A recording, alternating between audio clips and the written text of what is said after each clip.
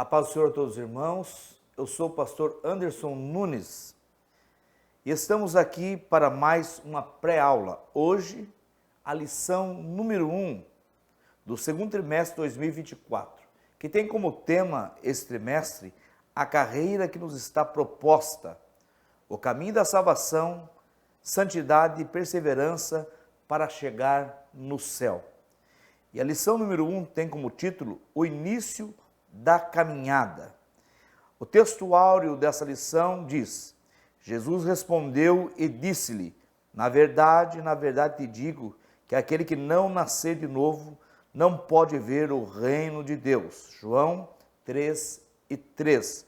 A verdade prática: o novo nascimento marca o início da jornada do crente em Jesus Cristo. Então, estamos falando nesta lição, fazendo uma introdução aqui a respeito do novo nascimento, e o comentarista, pastor Osiel Gomes, vai usar como leitura bíblica em classe o Evangelho de João, capítulo 3, versículo do 1 ao 8. Nesse capítulo, Jesus, ele trava um diálogo com Nicodemos, explicando e falando a respeito do novo nascimento, que vamos ver a seguir nessa lição o que seria. E é importante, esse texto é muito profundo, de João 3, esta pregação de Jesus ao doutor da lei Nicodemos, porque vemos que no capítulo 3 e no capítulo 4, Jesus vai pregar duas mensagens muito profundas para apenas uma pessoa. São mensagens que realmente estamos pregando há mais de 2000 anos e não achamos o fundo desta profundidade que é estas pregações, tanto de João 3 como de João 4, que Jesus pregou em João 3 para Nicodemos e em João 4 para a mulher samaritana. Então são textos maravilhosos, textos profundos, e nessa lição número 1 vamos falar a respeito desse novo nascimento, como aí o início da caminhada cristã. E essa lição nos lembra muito o livro O Peregrino, de John Bunyan, aonde o cristão, que é intitulado assim no livro, ele sai da cidade de perdição e está caminhando à cidade celestial e vai encontrar alguns empecilhos, obstáculos, alguns amigos e outros que tentam atrapalhar, até um livro que indicamos, uma boa leitura, e é o segundo livro mais vendido, depois da Bíblia é ele o mais vendido, O Peregrino, um livro muito bom, que realmente é uma metáfora que você vai entrar e ver ali personagens maravilhosos para entender a caminhada do homem até o céu. Então veja que, falando a respeito desse caminho, nós nos lembramos aqui na introdução que conversão, quando o homem se converte a Cristo, é mudança de sentido, é mudança de caminho. E sabemos que o caminho que leva o homem ao céu é Jesus. Ele disse em João 14, versículo 6, eu sou o caminho. Ele não disse ser um caminho e ter outros caminhos, isso seria universalismo. Não tem outro caminho. O caminho é ele, eu sou o caminho, a verdade e a vida, ninguém vem ao Pai a não ser por mim. Ele é o caminho, ele é a porta, ele também é a escada. Nós vemos Jesus falando em Mateus 7,13, falando a respeito, 7,13 também no versículo 14, falando da porta estreita, que leva o homem ao céu, e da porta larga, espaçosa, que leva o homem à perdição. E o caminho apertado leva o homem realmente à cidade celestial, e o caminho espaçoso leva as pessoas à perdição. E vemos que um é para cima, o outro é para baixo. Um está conduzindo ao céu, o outro está conduzindo à perdição.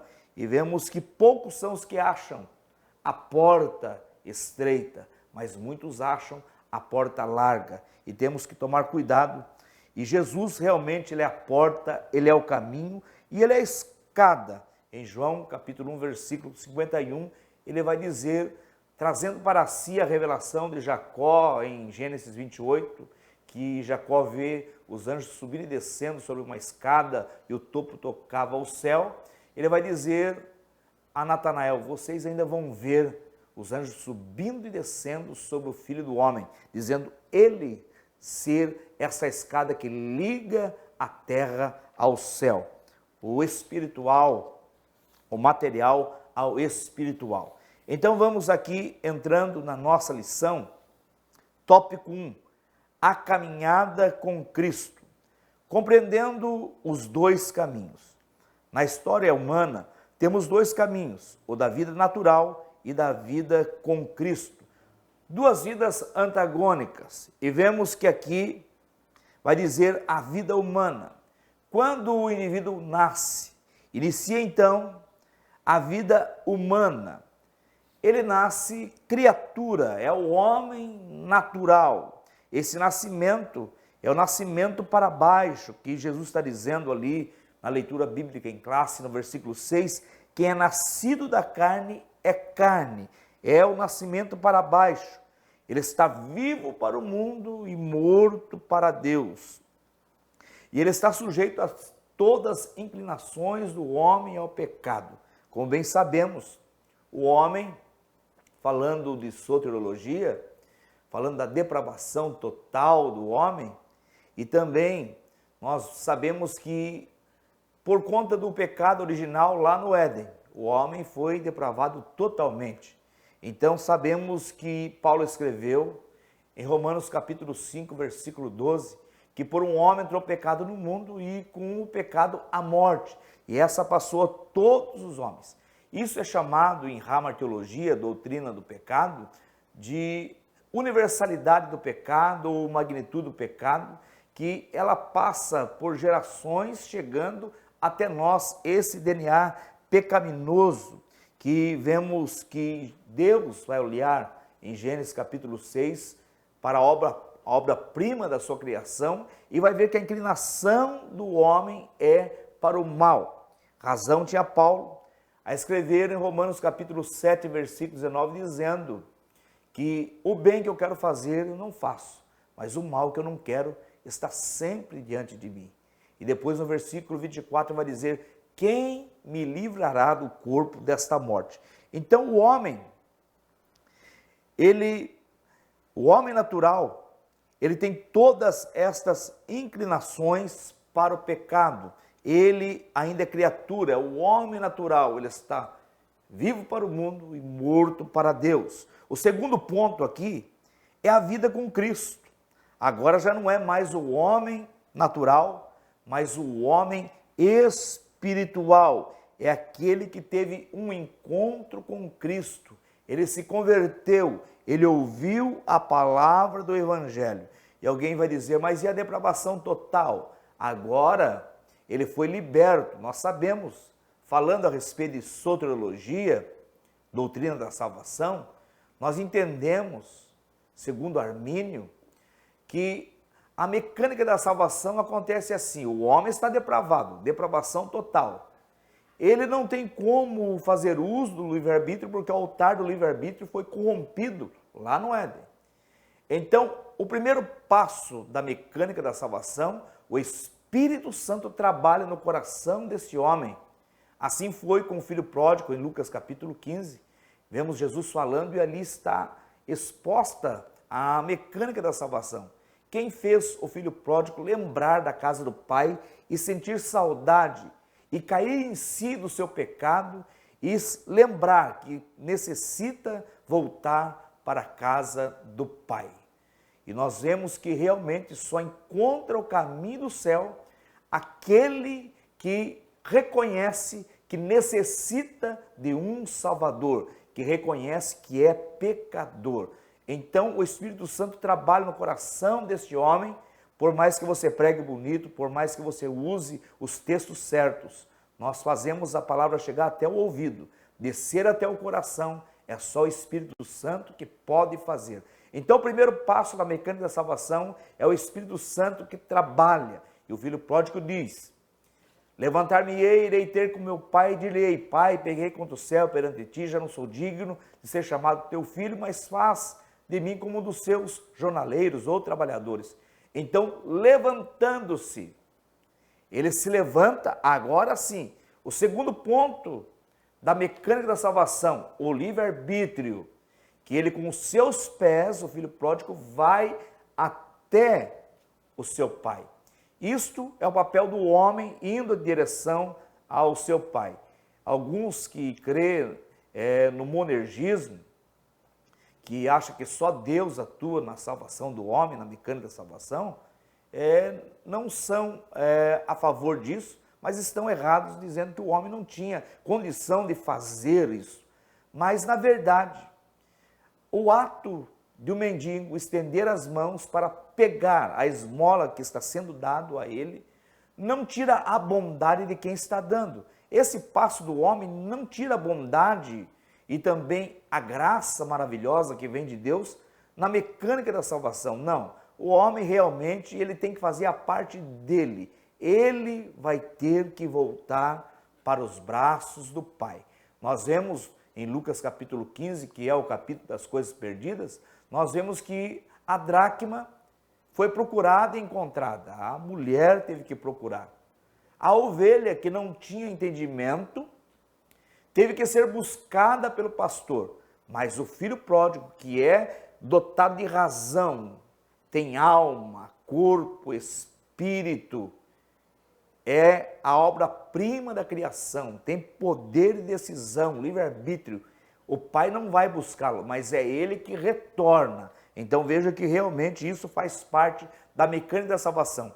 O segundo passo, então, é o livre-arbítrio, ele volta para o pai.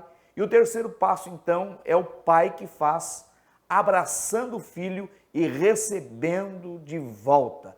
Deus está sempre pronto para receber o homem de volta aos seus braços. Não importa o quão fundo o homem foi no pecado, no crime e assim por diante. Deus sempre tem um plano de salvação para o homem. Tanto é verdade que ele enviou seu único filho para morrer na cruz do Calvário para nos resgatar de todo o pecado. Ponto 2 do tópico 1. Os três companheiros da nossa caminhada. Aqui, o comentarista vai falar deste relacionamento dessa pessoa que iniciou a sua carreira de fé. Primeiro ponto, ele aceitou a Jesus. Agora ele inicia nessa carreira e ele ganha três companheiros para esta carreira, muito importante. O Pai, o Filho e o Espírito Santo, a Trindade aqui. E para ter esse relacionamento com a Trindade, que o Espírito Santo foi enviado e Jesus prometeu em João 14, também em João 16, falando que enviaria o Espírito Santo, o Paracleto de Deus, o Consolador, alguém semelhante a Ele, e Ele está conosco, nos ajudando, nos ensinando e também confortando e nos ajudando neste caminho. E é coisa maravilhosa. E vemos que esse relacionamento é uma vida devocional, uma vida de oração, leitura da palavra, consagração, retorno às primeiras obras, arrependimento, quebrantamento e assim por diante. E Paulo escreveu na sua segunda carta aos Coríntios, capítulo 5, versículo 17. Se alguém está em Cristo, nova criatura é. As demais coisas se passaram e eis que tudo se fez novo. Coisa maravilhosa é aquele que aceita a Jesus e agora vive em novidade de vida, nasceu de novo. E já vamos falar a respeito do novo nascimento. Tópico 2, o novo nascimento. Por que precisamos do novo nascimento? A conversão, como já foi dito aqui. Assim, o Senhor Jesus afirmou que Nicodemos precisava nascer de novo, um novo nascimento vindo diretamente do céu. Nós vimos que nasceu o homem natural, esse é o primeiro nascimento, mas necessita agora o segundo nascimento, que é o nascimento espiritual. Esse, eu disse que o primeiro nascimento, ele vem da terra, vem de baixo, Mas esse segundo nascimento, ele vem do céu. Nós vemos aqui Jesus falando isso para Nicodemos. E vemos que no mesmo texto de João 3,6, a parte B diz: quem é nascido do Espírito é Espírito. Então vemos que quando o indivíduo aceita a Jesus, acontece na vida deste homem ou desta mulher as maravilhas da graça. Champre vai falar de 30 delas. Vamos falar de algumas aqui. Primeiro ponto, a regeneração. O homem é regenerado. Segundo, ele é justificado. Acontece a justificação. Terceiro, ele é perdoado. Ele recebe o perdão dos seus pecados. Ele é adotado. Agora ele passa a ser filho de Deus. Vimos que o homem natural é criatura, mas o homem espiritual de segundo nascimento, ele é filho de Deus. Está lá em João, no capítulo 1, que João vai escrever que ele veio para quem era seu, mas os seus não o receberam. Mas todos quantos o receberam, deu-lhes o direito de ser chamado filhos de Deus. Então nós somos adotados, nós somos enxertados na oliveira verdadeira, como escreveu João no capítulo 15, palavras de Jesus falando a respeito que nós somos enxertados, somos colocados na oliveira verdadeira. Então nós somos adotados, fomos selados com o Espírito Santo. E eu paro aqui porque está falando agora do novo nascimento. Aquele que é nascido do Espírito é Espírito. Você foi selado no ato da conversão, agora você passou a ser morada do Espírito Santo. No seu coração agora habita o Espírito Santo. E Paulo vai escrever na sua primeira carta aos Coríntios, dizendo que somos templo do Espírito Santo. Nós somos habitação do Espírito Santo. Então, ele habita no nosso coração. A partir do momento que o indivíduo aceita Jesus, acontecem essas maravilhas da graça na vida do homem, e ele passa a ser a habitação do Espírito Santo. E também uma outra maravilha da graça, que é a santificação, que tem início no ato da conversão, e ela é progressiva, e vai acontecendo na vida do homem, que esta maravilha da graça, que é algo maravilhoso, que é a santificação. Então, vemos que o novo nascimento é necessário, e como o apóstolo Paulo disse na sua carta aos Efésios, capítulo 4, dizendo: e vos revistais do novo homem, que segundo Deus é gerado, dizendo que esse novo nascimento, ele realmente vem dos céus, ele é divino. Ponto 2, a religião não faz nascer de novo. Por que o pastor Osiel Gomes colocou isso no ponto 2? Porque Nicodemos era um homem religioso. E vemos que Nicodemos era um fariseu, uma importante seita do judaísmo. E ele era doutor da lei. Fazia parte do Sinédrio. O Sinédrio era composto de 71 pessoas, 70 mais um, que seria o sumo sacerdote. E no Sinédrio havia saduceus e fariseus escribas. E dentre esses 70, que tinha grande importância para a nação judaica, este homem fazia parte desse grupo seleto, o Sinédrio. Era um homem culto, um homem rico. E ele tinha uma pergunta no seu coração: o que fazer para ser salvo? E Jesus, que é onisciente, antes dele fazer a pergunta, Jesus já dá a resposta. Ele diz: é necessário nascer de novo. O que Jesus está dizendo com isso? Não adianta ser religioso, porque ele pertencia ao judaísmo. E os fariseus eram aqueles que eram radicais no cumprimento de todas as regras do judaísmo. Então ele está dizendo: não basta ser religioso, não basta saber que Jesus é alguém vindo da parte de Deus, porque ele disse no versículo 2, ninguém pode fazer esses sinais que tu fazes se não for de Deus. Ele reconhece, não basta crer nos milagres, não basta ir à igreja, não basta gostar dos crentes, é necessário nascer de novo. E nós vemos aqui que realmente Jesus está falando com um doutor da lei, que cumpria todos os mandamentos e preceitos da lei judaica, e Jesus está dizendo que ele tinha que nascer de novo. E é necessário realmente, se alguém quer servir a Jesus, alguns estão pregando o evangelho light aí, dizendo que pode vir e ficar como está, que você continua sendo querido, amado. Não, Jesus, o evangelho que Jesus ensina é aquele que, se você quer vir após mim, negue-se a si mesmo.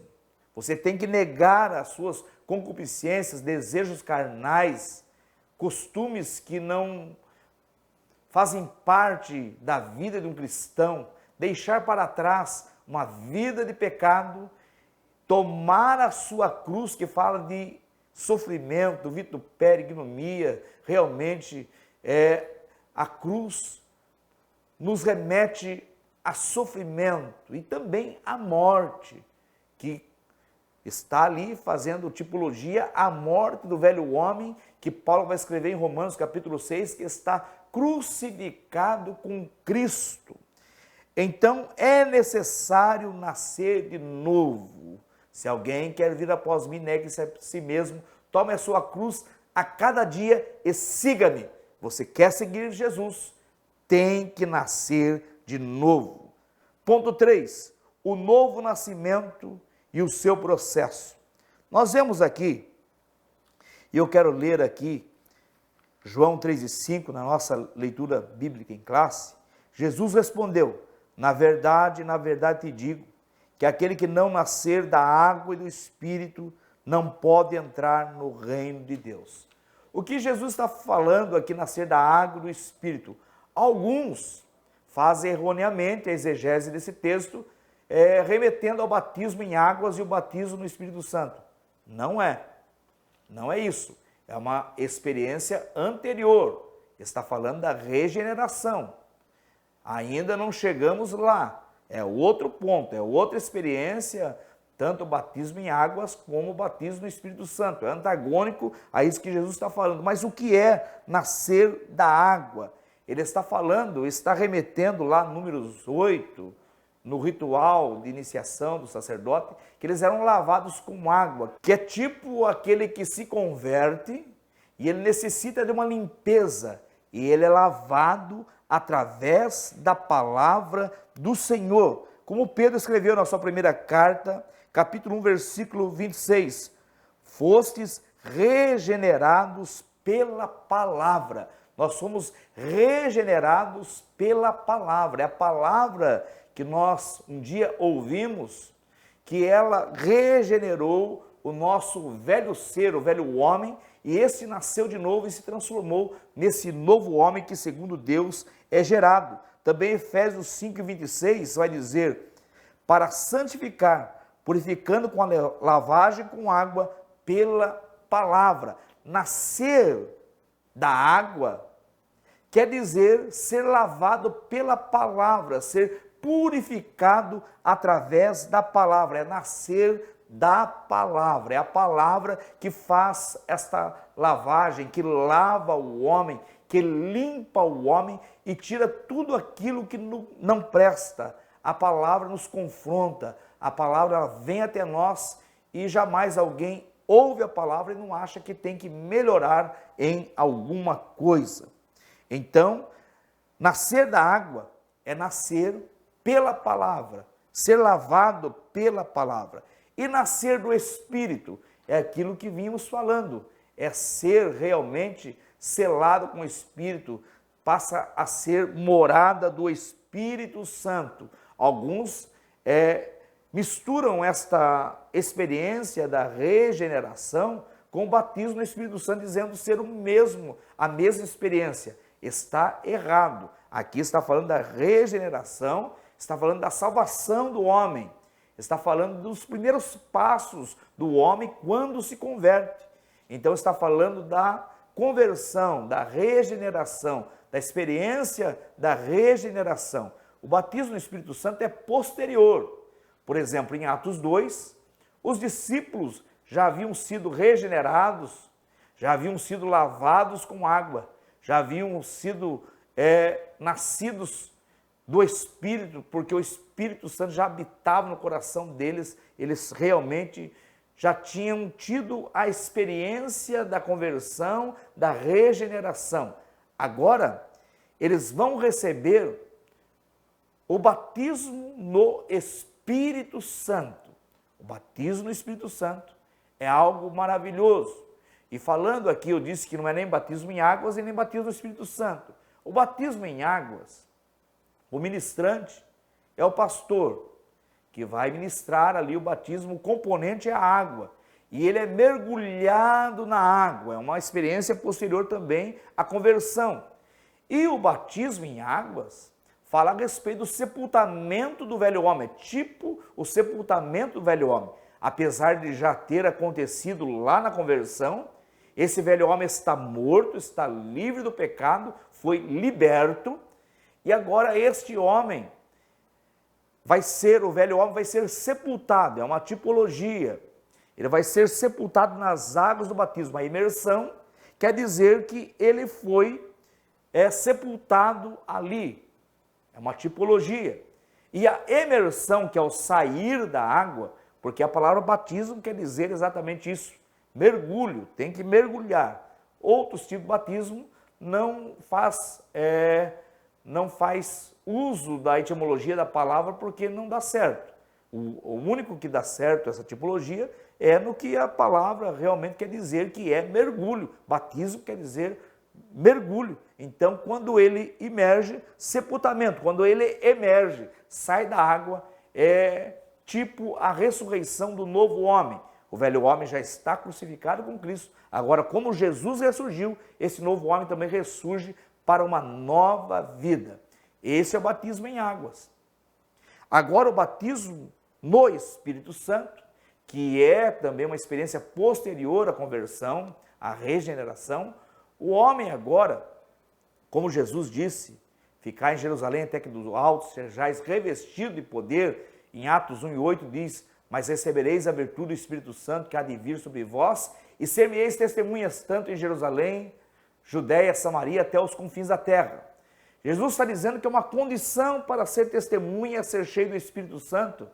Então veja que esta imersão no Espírito Santo é necessária, é uma capacitação do céu, esse revestimento de poder com um propósito, para propagar o Evangelho, para ser uma testemunha, para pregar a palavra de Deus. Então, estamos falando de batismo, batismo no Espírito Santo. Eu disse do batismo em águas. E o batismo no Espírito Santo, o que é? O ministrante é Jesus, porque é Jesus quem batiza. João Batista disse: eu vos batizo com água, mas ele vos batizará com o Espírito Santo e com fogo. Então Jesus é o batizador. A promessa é do Pai, como Jesus mesmo disse, mas o batizador é Jesus, é ele quem batiza. E o componente? O componente é o Espírito Santo. O Espírito Santo já habita no coração do homem, com sua primeira experiência, e agora ele vai ser mergulhado no Espírito Santo. Ele vai ser mergulhado, isso é batismo, é mergulhar. Então, este homem vai estar cheio do Espírito Santo. É realmente cheio, ele é mergulhado no Espírito Santo. Então, é algo maravilhoso e uma experiência antagônica ao nascer do Espírito, que é ali, na primeira experiência, a experiência da regeneração. Tópico 3. O Novo Testamento e a caminhada de fé do cristão. O Novo Testamento, irmãos, é algo importante na vida do novo convertido. É maravilhoso, até no discipulado, nós usamos, o pastor Sérgio Melfior tem um estilo peculiar do discipulado, e o pastor Juari também tem as mesmas características, e a nossa apostila de discipulado remete ao Evangelho de João. E ali vemos todos os passos necessários para essa pessoa, esse indivíduo, esse novo convertido, ser inserido no corpo de Cristo ou na igreja, o corpo místico de Cristo na terra. Então veja que, usando o Evangelho de João, ele vai entender, ele vai conhecer o Evangelho e conhecer Jesus, porque o Evangelho, o centro é Jesus. Jesus é o centro do Evangelho, com palavra viva e com palavra escrita. Ele é o centro do Evangelho. E o Novo Testamento, nós vemos que em bibliologia, uma disciplina da teologia sistemática, vai falar a respeito da divisão do Novo Testamento, que é evangelhos, né? Evangelhos sinóticos, Mateus, Marcos e Lucas, Evangelho joanino, livro histórico, que é o livro de Atos, epístolas, e dentro delas temos algumas divisões, epístolas pastorais, epístolas gerais, epístolas da prisão e assim por diante. E por fim, profecia, que é o livro de Apocalipse. Então veja que esta é a divisão do Novo Testamento, muito importante para nós, e vemos que o Antigo Testamento ele é dividido em Pentateuco, livros históricos, livros poéticos, profetas maiores e profetas menores. E os judeus, ele não crê no Novo Testamento, eles não crê que Jesus é o Messias, eles ainda estão aguardando. Então, se Jesus não veio, não tem Novo Testamento, o Novo Testamento não faz sentido algum para eles. A divisão da Bíblia dos judeus é diferente da nossa. Eles só têm o Velho Testamento e a divisão é um tanto diferente. Primeiro, a primeira parte é o Pentateuco, os 5 primeiros livros que corresponde com o nosso, que é chamado de Torá. Depois, os profetas, que os profetas têm 8 livros, e são profetas, a divisão dentro é profetas anteriores e profetas posteriores, anteriores a quê e posteriores a quê? Ao cativeiro babilônico. E também os escritos, que são 11 livros. Nesses 11 livros temos livros de sabedorias e livros históricos. Então eles têm o Velho Testamento e a divisão vai dar menos livros, mas quando fazemos uma divisão, dando uma olhada, você vai ver que corresponde aos 39 livros do Velho Testamento da nossa Bíblia cristã. E a Bíblia cristã tem o Novo Testamento, que também é inspirado por Deus como Velho Testamento. Nós sabemos que a Bíblia ela foi escrita no período de 1.600 anos, 40 homens, diferentes culturas, também profissões, que escreveram através dos tempos o que seria o Velho Testamento e o Novo Testamento. Homens que nunca tiveram uma reunião para decidir o que seria, e vemos que a Bíblia ela se concorda e se completa e pode começar a ler de qualquer parte que vai dar certo, porque é inspirada por Deus.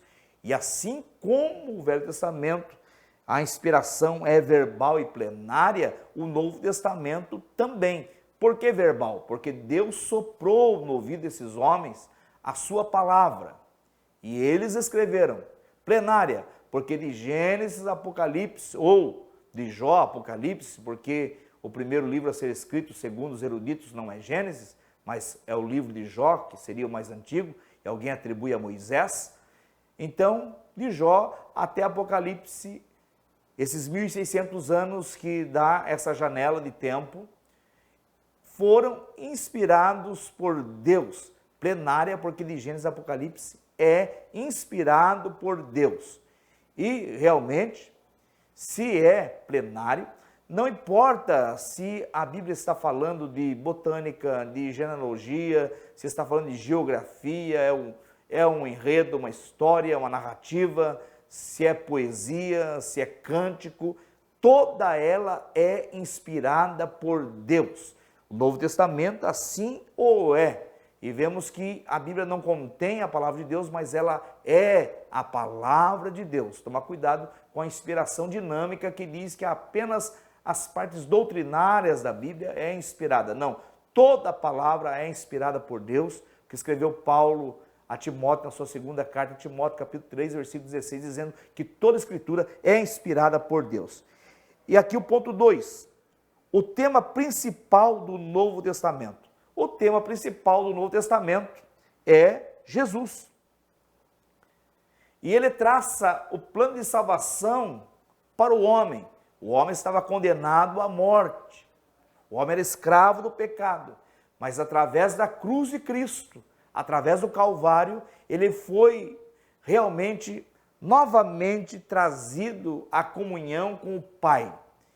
Esse relacionamento que estava rompido foi, de novo, ligado através da cruz de Cristo. Então, o tema central é Jesus.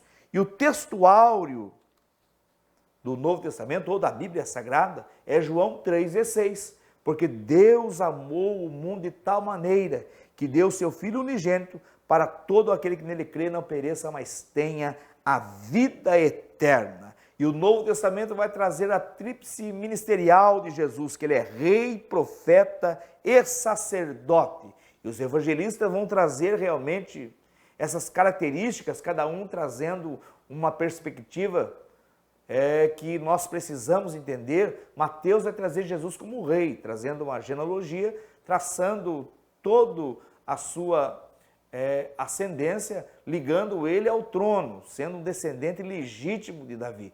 Então, já Marcos traz ele como servo, e Lucas traz ele como filho do homem, e vamos aprender com Lucas sobre a sua deidade. Ele é 100% Deus e 100% homem. E vamos ver que João, o Evangelho joanino, vai trazer ele como o Filho de Deus ou o próprio Deus. Então, os Evangelhos trazem esse tema central, que é a pessoa de Jesus. Ponto 3. A importância do Novo Testamento na caminhada do cristão. Nós vemos que realmente o Novo Testamento ele é importantíssimo para todo cristão e não é menos importante que o Velho Testamento, mas é importantíssimo, porque nós vemos tanto o escritor aos Hebreus, no capítulo 10, ele vai dizer que, visto que a lei é a sombra dos bens vindouros ou das coisas futuras, está falando que o Velho Testamento apontava para o Novo Testamento, que seria o cumprimento daquilo que acontecia no Velho Testamento. E também Paulo escreve aos Colossenses, capítulo 2, versículo 17, dizendo que a lei era a sombra das coisas futuras. Por exemplo, lá o cordeiro do sacrifício no tabernáculo ou no templo apontava para quem?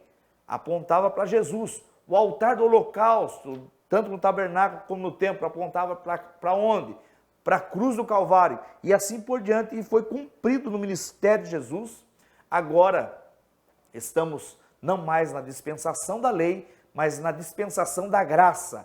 A lei apontava para a graça, a lei apontava para Jesus. Jesus já veio, ele é o Messias e ele que é o Salvador do mundo. É isso que o Novo Testamento vem dizer, trazendo o Messias. Eles até hoje estão esperando o Messias porque não crê no Novo Testamento, mas nós cremos na inspiração do Novo Testamento. Realmente ele foi inspirado por Deus e é importante para o conhecimento do novo convertido aprender a respeito de todos os personagens bíblicos do Novo Testamento, aprender a respeito dos evangelhos, das epístolas, do livro histórico que é Atos, da revelação, profecia que é Apocalipse. É importante conhecer o Novo Testamento como um todo. Então chegamos à conclusão dessa primeira lição, que fala a respeito do início da caminhada do homem ao céu. A jornada com Cristo tem início com o novo nascimento.